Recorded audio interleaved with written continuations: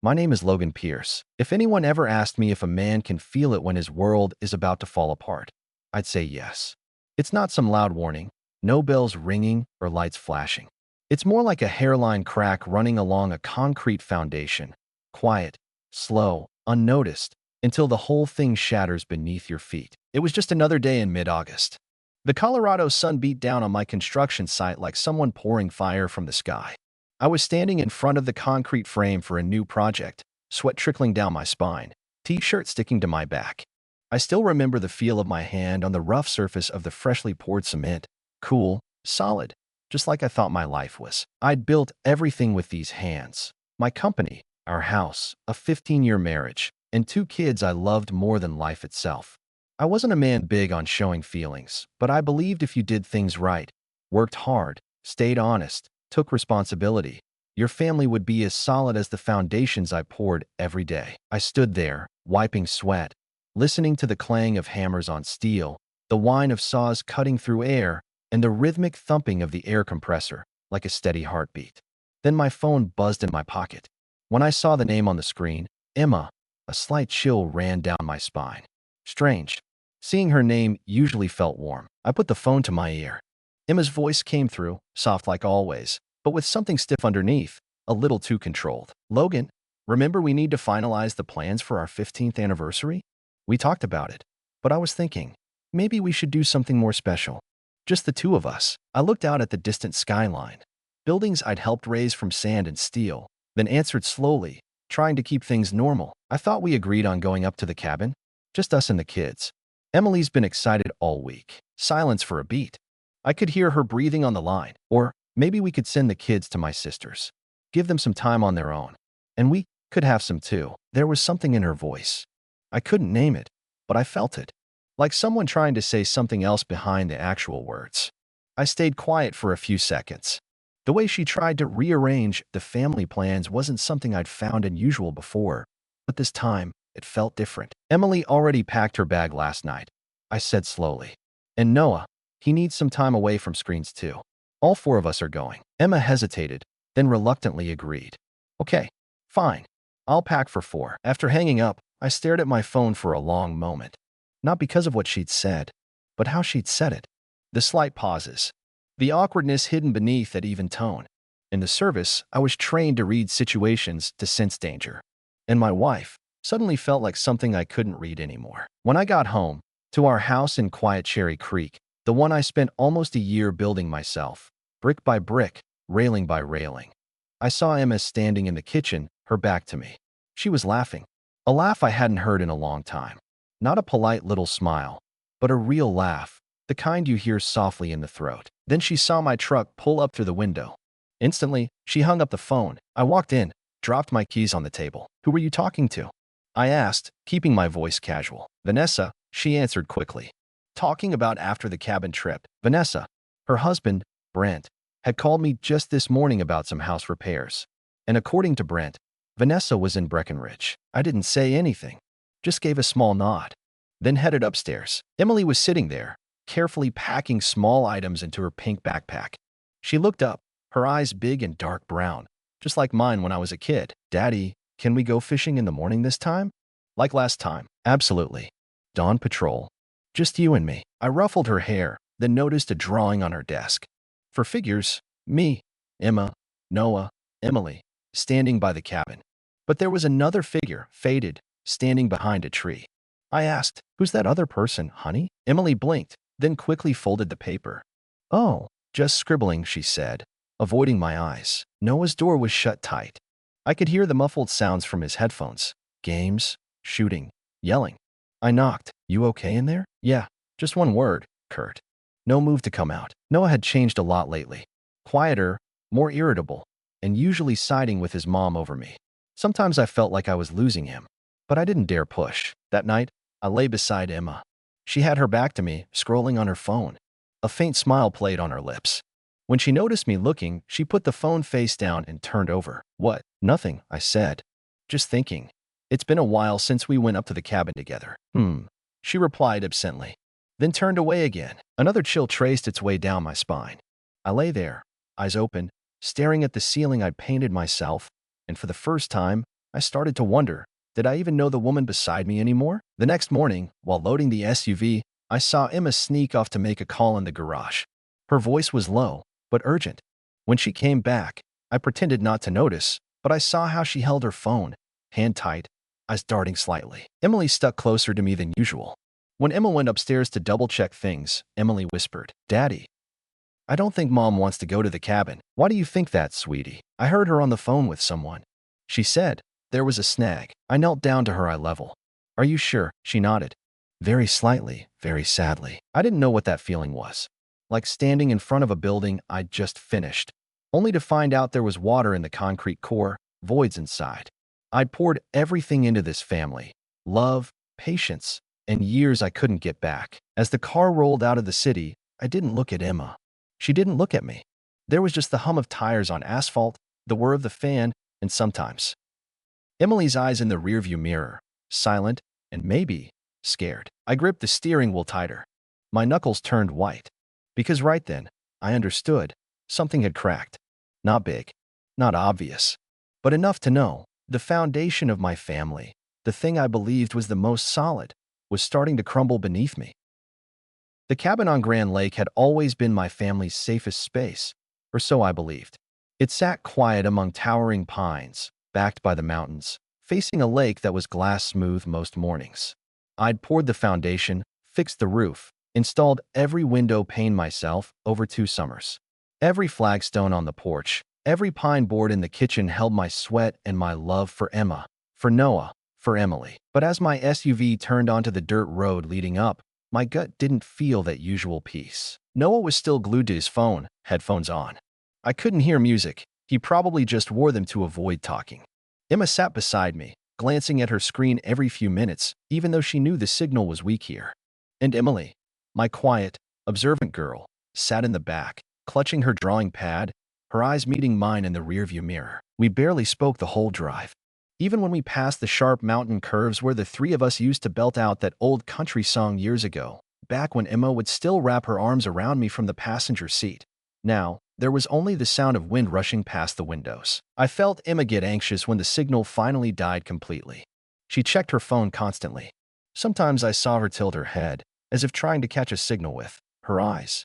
I pretended not to notice. But I saw it all. "We should have gone to Cancun," Emma muttered after nearly an hour of silence. "At least they have cocktails and Wi-Fi there." I tightened my grip on the wheel slightly, then said, without looking over, "The cabin is about disconnecting. That's the point of this trip, remember?" In the mirror, I saw Emily nod almost imperceptibly. Something in her eyes made me want to pull over and just hold her for a long time. When we stopped at the nearest general store, Willow Creek General Store, Emma said she and Noah would go in for weekend supplies. I nodded. She and Noah went inside, the bell over the door jingling softly before it closed behind them. I pretended to check the fishing rods and gear in the back, but I kept an eye on the store window. I saw Noah looking at snacks, while Emma immediately picked up her phone as soon as she was past the first aisle, a flash of tension in her eyes. Then I heard soft footsteps behind me. I turned. Emily stood there, twisting the hem of her shirt. "Something you want to tell me, Em?" She glanced towards the store, then lowered her voice. "I saw Mom has another phone. A smaller black one. She keeps it hidden in her toiletries bag." It felt like someone dumped ice water down my back. "Are you sure?" She nodded. No trembling, no looking away. Just the chilling certainty of a child who'd been holding a secret too long. "She only uses it when she thinks no one's looking. One time she left it in the bathroom." I saw. There were some text messages, but I couldn't read them. I knelt, putting my hands on her small shoulders. "You did good, Emily. Daddy will handle the rest." She gave a tiny nod, then stepped back just as Emma and Noah came out of the store. Emma said something about forgetting cereal, but I barely heard her. My mind was racing, piecing together what I'd just learned. We continued the drive.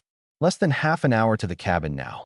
The afternoon sun softened, filtering through the pines in broken shafts of light across the road. But inside me, things were getting darker. The cabin came into view. The familiar wooden roof, the railing I built myself, the slightly faded American flag still flying. I parked, got out, and took a deep breath. The air here was still crisp, clean, as if ignorant of lies and betrayal. I directed everyone to unload, same as always.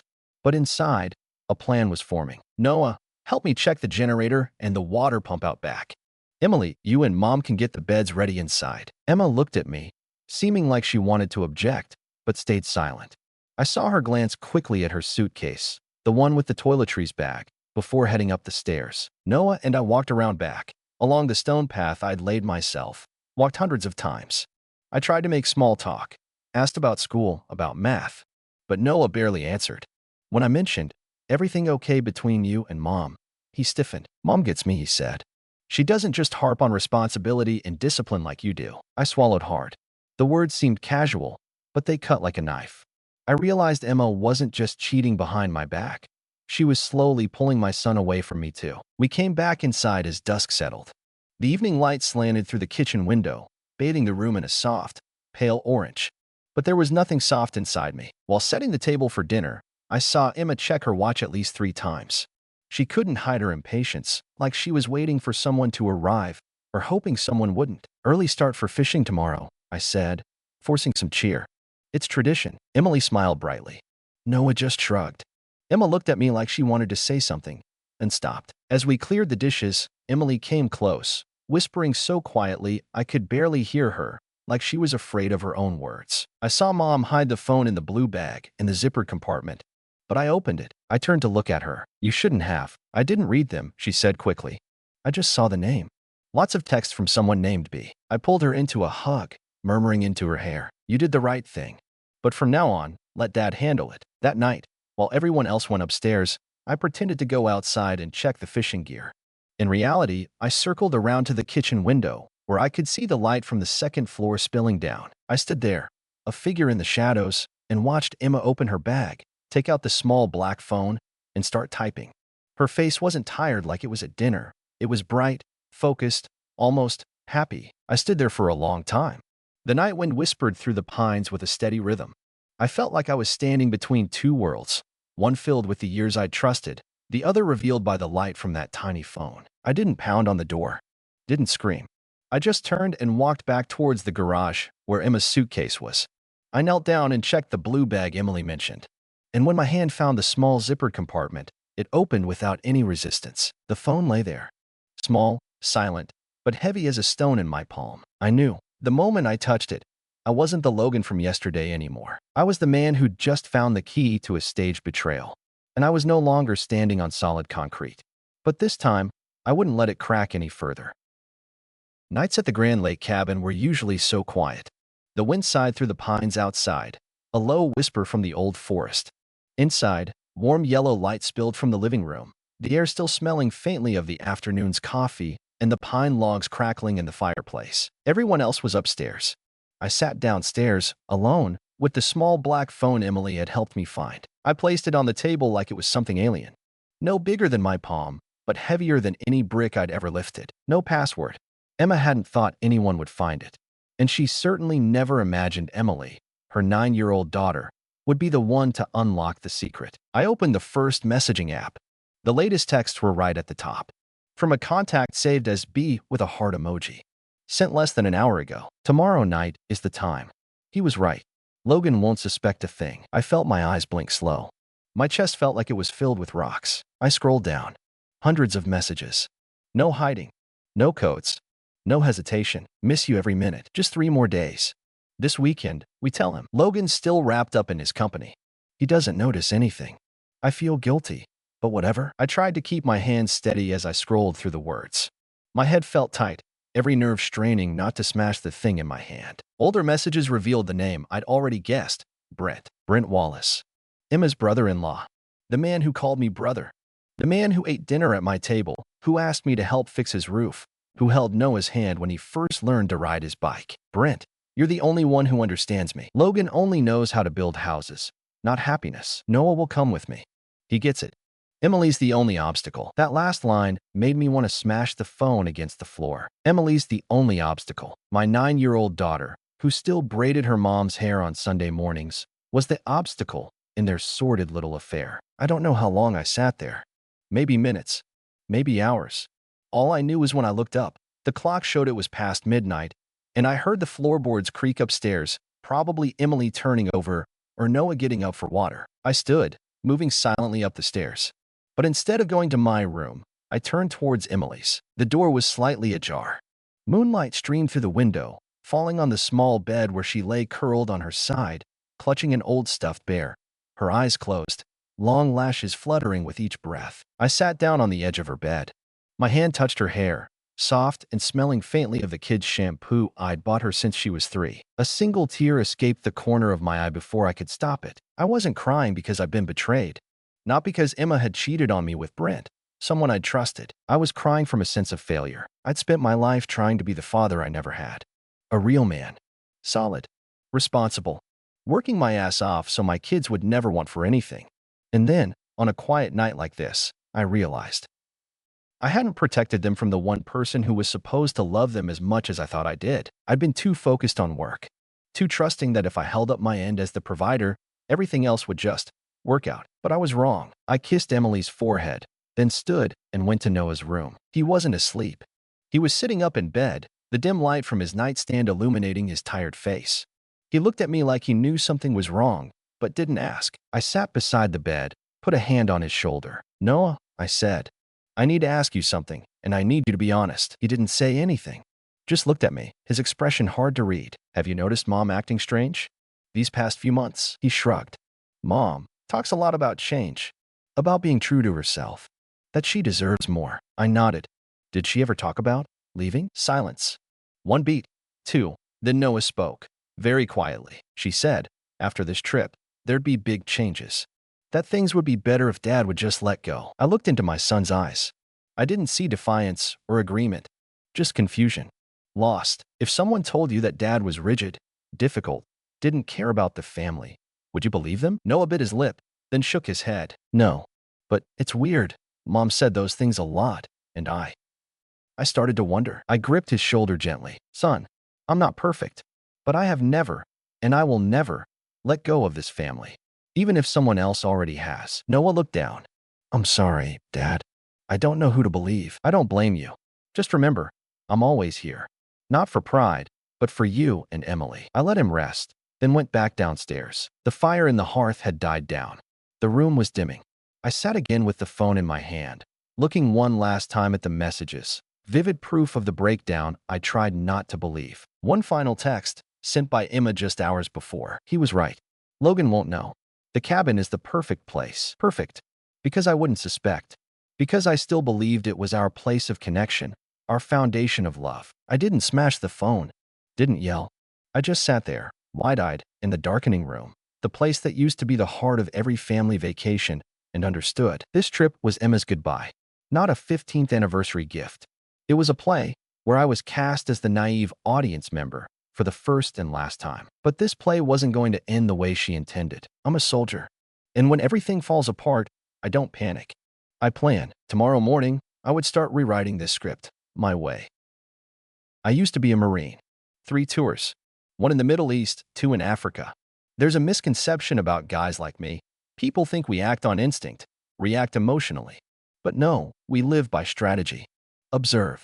Analyze. Choose your moment. And only when everything is clear, you strike. That night at the cabin, after everyone else was asleep, I sat alone on the porch. The mountain air was biting cold, cutting through my jacket, seeping into my bones. But I didn't feel cold. I was rearranging the pieces in my head, like bricks before pouring a foundation. Every detail, every one of Emma's expressions over the last 6 months, every awkward gesture, every averted gaze, it all snapped into focus now. I'd let my guard down. And because of that, I'd almost lost my entire family. But it wasn't too late. Around 2 a.m., I went into the small study on the cabin's ground floor. The same place I usually read or caught up on work emails. On the desk sat the metal pen Emily gave me for Father's Day and a brown leather-bound notebook. I opened it to a fresh page. At the top, I wrote 4 words in block letters: the recovery plan. I listed the objectives. First, protect the kids. Keep Emily and Noah out of whatever Emma and Brent were planning. Second, evidence. No reactions, no confrontations, until I had clear, undeniable proof. Third, assets. Emma was already moving money from our joint accounts, and if I didn't act fast, she could leave me legally broke. I needed backup, and only one name came to mind: Diana Frost. Diana was former Intel. After leaving the service, she started her own private investigation firm. We'd worked together once on a pro bono case for a veteran who'd been scammed. Diana never missed a detail, and more importantly, she understood the cost of betrayal. Early the next morning, I made an excuse about needing a new propane tank from town. Emma raised an eyebrow, clearly unhappy I was leaving the cabin, but she couldn't argue openly. Noah still had his face buried in his phone, while Emily stood beside me on the porch, looking like she wanted to ask something, then stopping herself. "Hey kiddo," I said softly. "Dad will be back quick.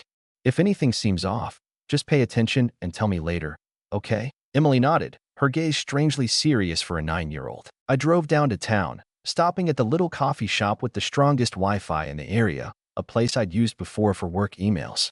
I pulled out my laptop, connected, and called Diana on an encrypted link. Diana appeared on screen, hair pulled back neatly, as sharp as ever. "Logan Pierce. Didn't expect to hear from you on a Sunday morning. I need help. Fast," I said. "And this can't reach any third party besides you." Diana was silent for a few seconds, then nodded. "Talk." I told her everything. The phone, Brent, the messages, the plan Emma intended to execute at the cabin. Diana didn't interrupt once. When I finished, she said just one thing: "I'll need 12 hours. I sent her copies of the messages, photos of the cabin, bank information, and Brent's full name. Diana noted it all, then concluded, "In the next 12 hours, I'll verify 3 things.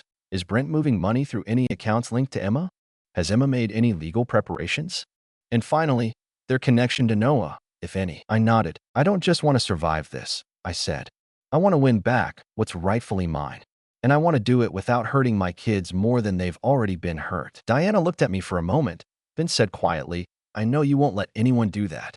Logan, I'll be in touch tonight." I closed the laptop, feeling a fraction of the weight lift from my chest.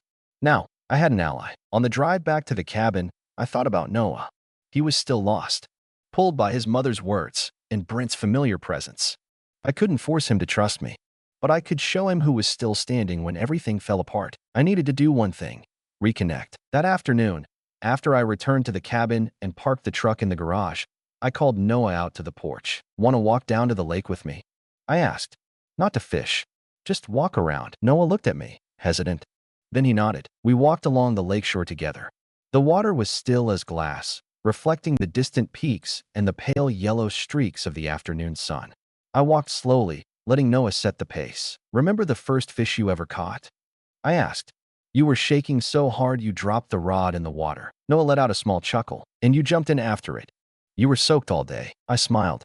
Not a big smile, but a real one.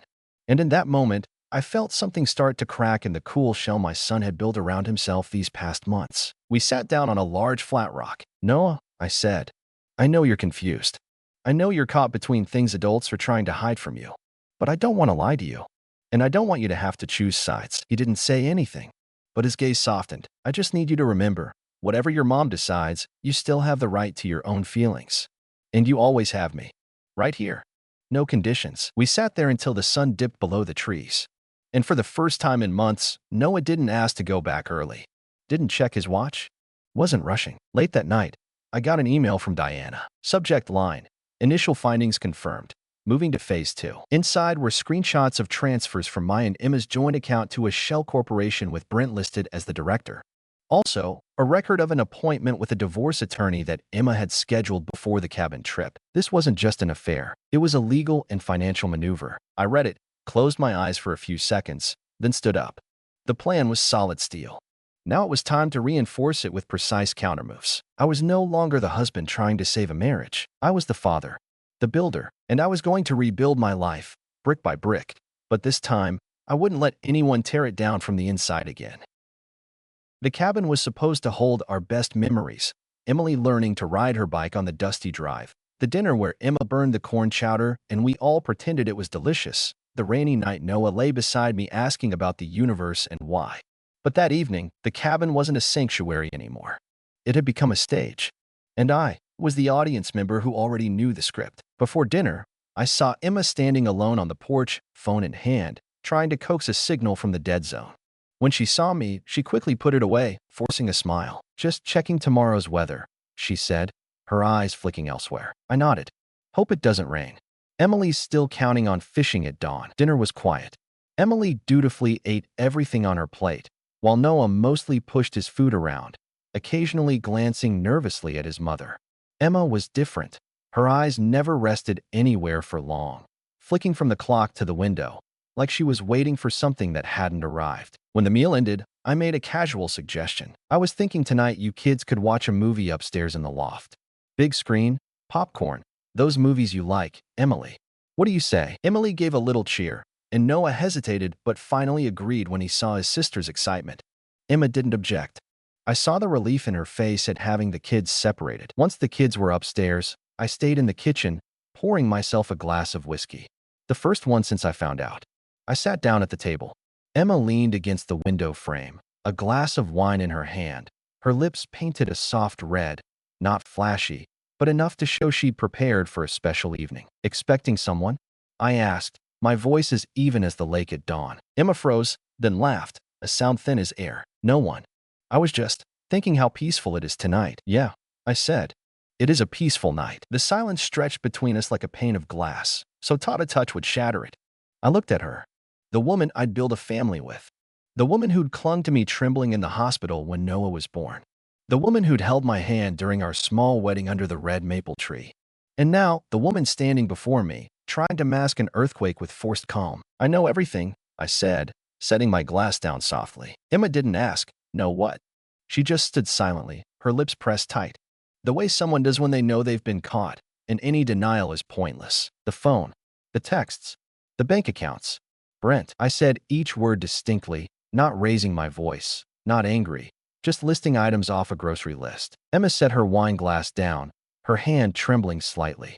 But instead of denying it, she sighed. I was going to tell you tomorrow. I was going to do things amicably. I let out a short laugh, devoid of any humor. Amicably? You had an amicable plan to leave with my brother-in-law, take my kids to Arizona, and leave me with an empty house and drained accounts. You weren't there, Logan, she choked out. You only had your work. You forgot who I was. Forgot how you used to love me. And that's a reason to betray me? With Brent? The man who sat at our dinner table every other week. He listened to me. Emma flared. He saw me. Something you stopped doing a long time ago. I stood up. The scrape of the chair echoed in the silent cabin. I didn't want to argue. Didn't need to. Because words meant nothing now. Brent's on his way, isn't he? I asked. He's driving up here now? Emma didn't answer. But her eyes darted towards the window, an instinctive reflex. I nodded. Good. Let him come. Logan, please don't make a scene. For the kids. I stepped closer to her. Very close. Close enough to see the makeup starting to smudge at the corners of her eyes. You think I'm going to hit him? Shove him off the porch? No. I don't need to. She looked at me, confused. I have the evidence. The bank records. The texts. And I have testimony from my own daughter. What do you have left? The sound of a car pulling into the drive cut through the moment. I turned my head towards the window. SUV headlights swept across the porch, then died. I looked back at Emma one last time. Don't make me open the door. Emma moved quickly to the door. I heard it open, then Brent's voice. Familiar, harmless, the voice of the man I once considered a brother. But now, it was tight with tension. Logan knows everything, Emma whispered. He's prepared. I stood right in the doorway, my shadow stretching out onto the porch from the cabin light. Brent looked up, saw me, and his smile vanished instantly. Hey man, he said, trying to sound normal. Don't call me man, I replied. Brent took a step inside, but I held up a hand, blocking him. I don't need explanations. I just need you to know. Everything has been forwarded to my lawyer, and you should contact yours immediately. Brent glanced at Emma. Can we talk about this? Like adults. You think betrayal, lies, and stealing money from my family is how adults talk? Brent tightened his grip on the strap of his bag. I saw his hand shake. You won't be able to keep the kids, Logan, he said, his voice low.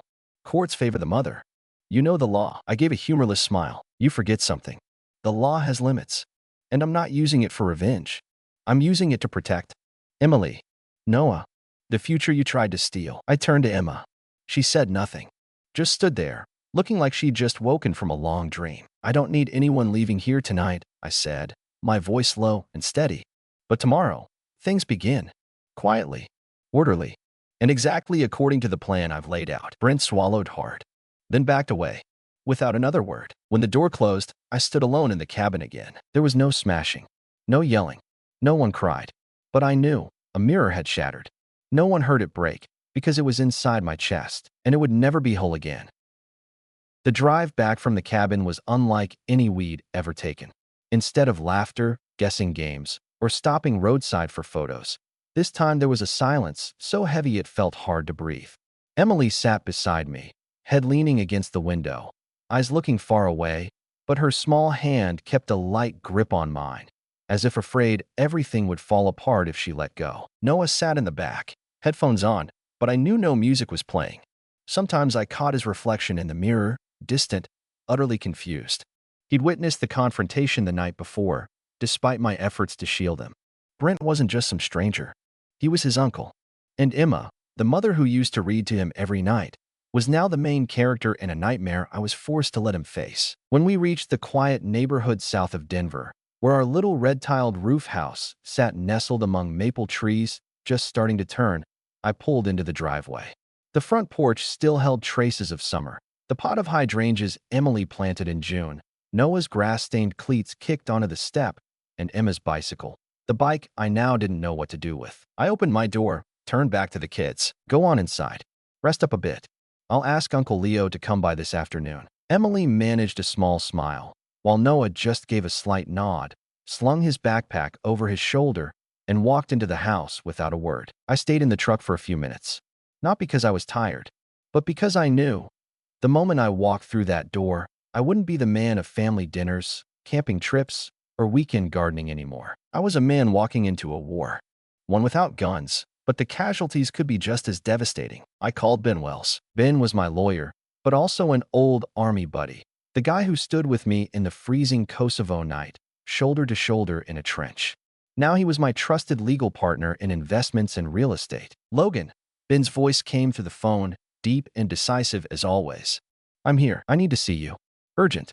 I have every reason to believe my wife and Brent Wallace, the perfect brother-in-law, are planning to drain our family assets, including the kids' college funds. The silence on the other end lasted exactly 3 seconds. Well, Ben said. So it's time. I drove straight to his office.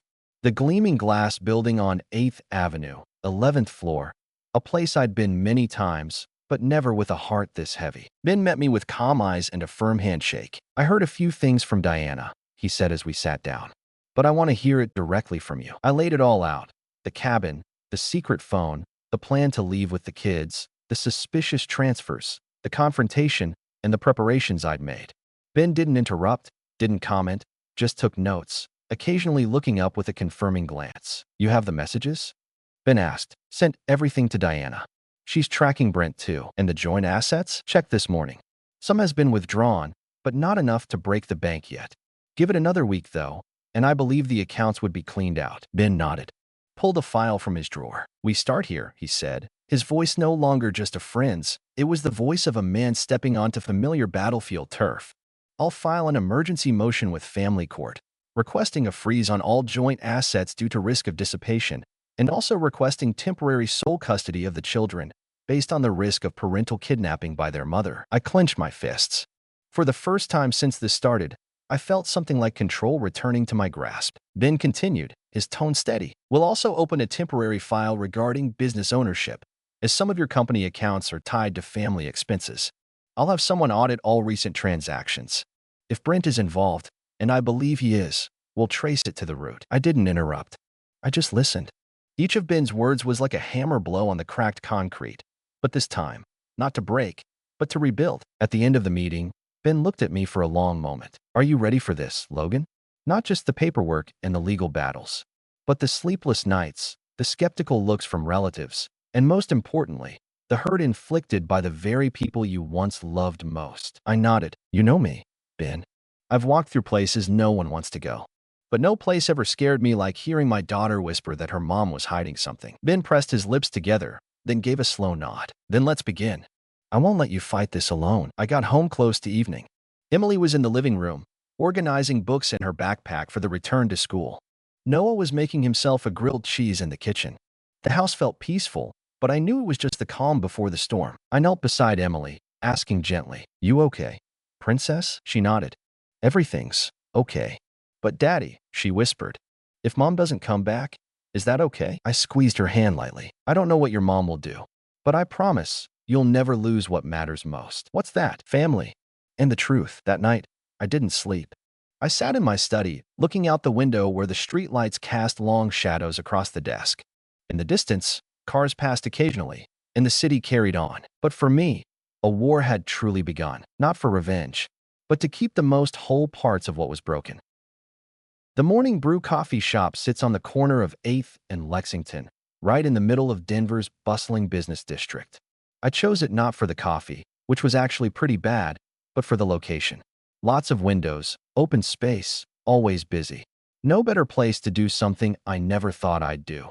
Confront the woman who was once my wife, but was now part of a plan to take everything. I arrived 15 minutes early. Took a table against the wall, my back to the interior so I could watch the entrance. No suit, no tie, just a light gray button-down shirt, sleeves rolled up, and a steaming Americano. I wanted to look normal, like a father catching a break midday to think about his kids. No one needed to know today's every move was scripted. A server walked by, smiled, asked if I needed anything else. I shook my head, smiled politely back. My eyes stayed on the door. At exactly 11:30, Emma walked in. She wore a classic navy blue dress, not her usual style, more like the kind of outfit a woman wears when she wants to project responsible mother for the court. Her hair was pulled back neatly, makeup light but careful. Her eyes scanned the room quickly, like a wary animal. I raised my hand. She saw me, walked towards the table, carrying a large tote bag and a file folder. Everything was exactly as predicted. "Logan," she said, her voice quiet but tight. I stood up. "Emma, have a seat." We sat across from each other. No longer husband and wife. Not even friends. Just two people negotiating a collapse. "Thank you for agreeing to meet," she said. "I think we need to talk. Civilly." "I think so too," I replied. "For the kids." Emma took a deep breath. "I don't want to take this to court, Logan. It's not good for anyone. I just want you to reconsider what you're doing." I tilted my head. "What am I doing?" "Freezing the accounts. Filing for emergency custody. Giving information to a private investigator." "That's not like you." "No." I asked, my voice still even. "I think this is what's left of me after what you did." Emma pressed her lips together, then opened her bag, pulling out a stack of papers. "I've spoken to my lawyer. They advised me to negotiate rather than fight. Here's the proposal. You keep the house. I keep the rest. The accounts will be divided based on contribution. As for the kids, we share custody. I'll have them 2 weeks a month. You the other 2. I looked at the folder but didn't touch it. "And Noah and Emily? What do they think?" Emma looked up. "They're kids, Logan. They don't need to choose." "You're wrong," I said slowly. "They were forced to choose a long time ago. You just refused to see it." Her eyes flickered for a second. Then she regained her composure. "You're making everything worse. And Brent, what do you want from him? To ruin his career? Destroy everything?" I raised an eyebrow. "He did that himself. With your help. He's a good person, Logan. He doesn't deserve to be ruined just because you're hurt." "Because I'm hurt?" I repeated, feeling my blood heat up. "Emma, I'm the only one who didn't steal from our joint accounts. Didn't lie to our children. Didn't bring someone else into our home. And yet I'm the hurt one who's overreacting." I leaned towards her, lowering my voice. "You don't get it, do you? The pain isn't losing the money, or even losing you. It's looking into my daughter's eyes and knowing she kept this secret for 3 months because she didn't know if her dad was strong enough to hear it." Emma blinked. A crack appeared in her defensive wall. "Logan," I cut her off. "It's okay. I don't need your sympathy. I just need you to understand. Today, we are no longer partners. Everything from now on happens according to the law." I took a thin envelope from my shirt pocket, placed it on the table.